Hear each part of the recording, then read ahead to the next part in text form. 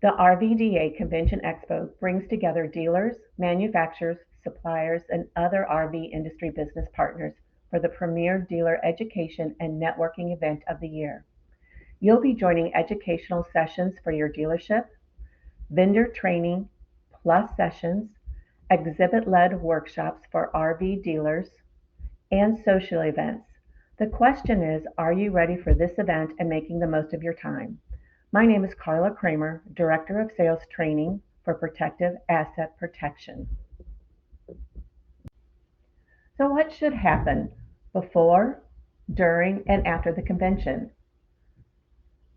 It doesn't stop when you leave the convention. So what is your plan to share all this information you heard and gathered?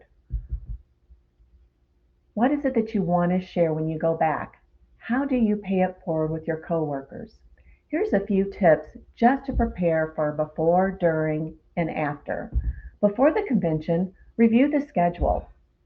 Choosing the right session is important. Watch the speaker clips before you go. And think about what you want to accomplish. During the convention, remember what you learned. Pick up the speaker notes, take your own notes, and watch their videos again. Connect with the speakers, meet and talk to them before and after. Grab any information they have.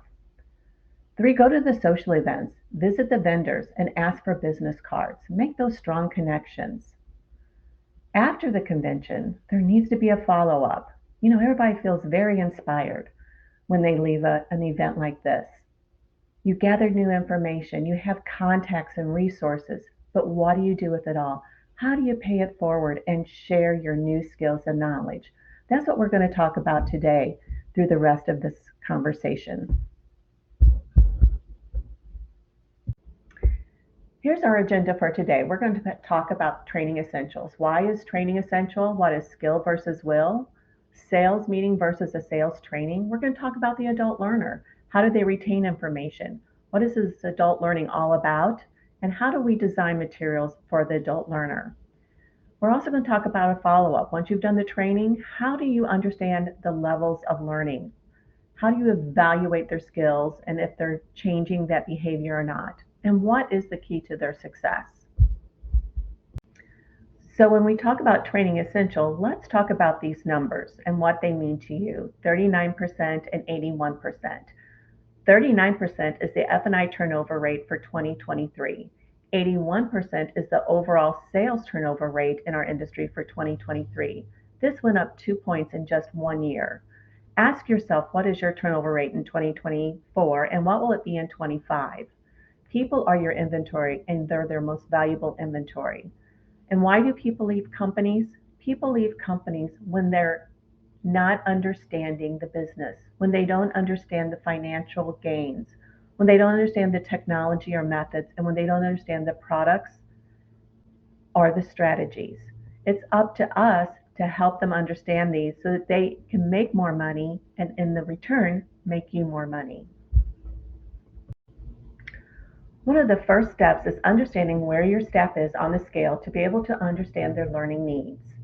We're not going to go in detail on this scale, but I do want to introduce it to you or show it to you. The first thing is you have to establish a baseline for your talent. What is the need? Is it the people or the process that is lacking, or is it the skill versus their will? List all of their names. Where are they on the scale and what is missing? Is it the one individual that's missing something, or is it the whole team? Once you understand where everybody falls within that scale, and if it's a person or a process, or if it's a skill or a will, now you can build a 20-minute sales training around the findings and not a sales meeting. The difference between a sales meeting and a sales training is this. A sales meeting is number focused, and a sales training is a behavioral change, a muscle memory. Each are important and each have a separate events. A sales meetings are the rah-rahs for the ones in the lead, but not so much for the ones trying to get to the top. Think of ways to get everyone involved. They should try to reach the top and try to be their best. A sales training is providing the opportunity to change a behavior and or refresh a behavior to be better. It supports getting them to the next level and feeling good about their performance and the people along with the company they are working with. During the sales training, get them to think big about what they want to accomplish. So how do you get them to think big? Let's look at SMART goal versus dumb goals. We're all familiar with the SMART goal, right? It's specific, measurable, achievable, realistic, and time bound. So it has a start and an end. This is great for a sales meeting because you want to be number focused. A dumb goal is about changing behavior, thinking bigger than where you are. It's about dreaming. It's about being uplifting. It's about choosing a method that can drive that. And then it's about looking at that behavior and setting triggers to attain the goal. Think about everything that's been invented through the years. Alexander Graham Bell, Albert Einstein, Thomas Edison. They didn't just take the norm, they were thinking big outside of the lines. And that's what you want people to do to be able to change that behavior. If they start changing those behaviors the way they think, and they're thinking big and uplifting, then it's only going to be a matter of time that those numbers increase. For more about the dumb goals, I'd like to listen to this motivational speaker. So if you follow this link, you can go and listen to his passion about the dumb goals. And he believes in both of them, the SMART and the dumb goal. So SMART goals really are metric driven, where the dumb goals are about dreaming bigger and better. Now let's look at you. As the trainer, you create the culture you want in the room. Foster a session of relationship building and experience sharing where people feel comfortable, they are engaged, and having fun, even when it comes to mandatory training. This type of classroom setting ultimately leads to better retention and learning. Harvard study shows that you retain information like this. 75% of the information that we are taught is forgotten within 3 weeks. We only retain and utilize 21% of it. Therefore, reinforcing that information within that first 30 days is key, or it's gone. So as we're going through this, not only think about the training, but also think about what that follow is for the next 30 days. Thinking about the Harvard study, let's talk about the adult learner. When we're designing materials, we want to look at the adult learner and how they retain information. So they don't argue with their own data, and they learn directly proportionate to the amount of fun they're having. So kind of think of when you're a child and you're playing and you're learning and you're in groups, you're learning from each other. Adults do the same thing.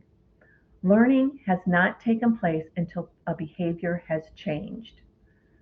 What I hear, I forget. What I see, I remember, but what I do, I understand. And that's what we bring to the adult learner. We want them to understand the why behind it. So when they walk out of that 20-minute training, they're going to go, okay, I get it. I know what I'm going to do. Here's just a few examples from F&I managers that went through a sales training centered around adult learning. I wanted to share this with you to show that learners are having fun. They're finding training easy. They like the enthusiasm of the class. They feel challenged and they're feeling engaged. This is adult learning. So let's look at how we put adult learning together. Think of adult learning as teaching versus telling. If you look at that triangle, you'll notice that the triangle is truly a triangle. It's got 4 triangles, but one triangle is larger than the other. So in 20 minutes, the way we set up our materials is the first is the content.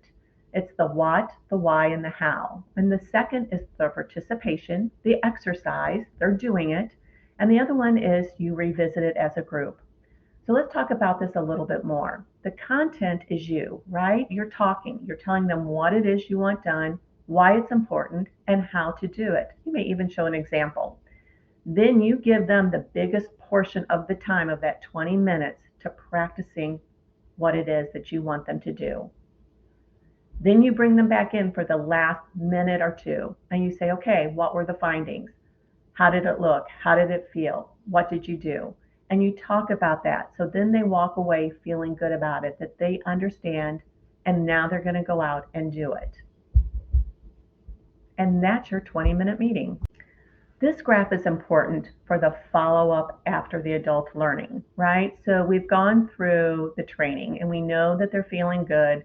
that they have accepted a behavior change. They're going to go back and practice it. But now the level 3 of learning behavior is that next 30 days, which we've talked about. That next 30 days is critical, that there is a strong follow-up, that it's a written follow-up, that it's a follow-up not only you understand, but they understand. So if that behavior changes, whatever you're working on, whatever they're working on, and that behavior does change within that 30 days, guess what's going to happen? They're going to start making money, you're going to start making money, and everybody's going to be happy. So we're back to why is training essential. What's important in that 30 days is before they leave the training that they actually write down a self-evaluation. I always recommend 3 questions. First of all, have them write down what did they do well during that practice session. Second is, what did not go well for them? And then the last one is, what are 3 things, 1 to 3 things you are going to do after this workshop? But here's the key.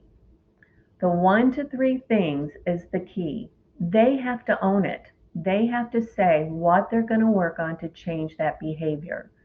Once they own it and they understand it, they're going to do it. So let's put it all together. What is the focus topic? 1 to 3 things before you go into that meeting. Make sure that you only have 1 to 3 for that sales training. 1 to 3 topics. You're going to do the introduction, why it's important. You're going to have the example of how. You're going to do the participation of do, activity or an exercise. You're going to review the results. You're going to do a self-evaluation, and you're going to set up follow-up times within the next 30 days. I hope you have enjoyed these few extra tips on before, during, and after. And I hope you enjoy the 2024 RVDA Dealer Convention Expo.